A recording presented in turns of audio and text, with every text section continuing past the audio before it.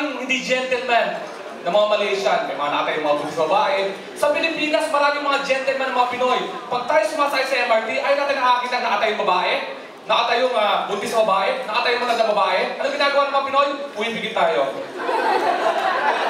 Nagtutulog-tulugan. Andiyan ba ba yung girl? Ang sakit na ng mata ko eh. Lagpas na ako sa bababaan ko. Saka matatabang tayo mga Pinoy ha? Sumasakay pa yung tayo sa MRT. Sino sumasakay sa MRT dito? Come on. Oh, marami rin pala mahirap na tulad ko. Sumasakay tayo sa MRT kahit alam natin na mga lasing ang MRT driver. Lasing ang mga MRT driver, napapansin nyo? Pag sumakay kayo, ganyan sila magsalita oh.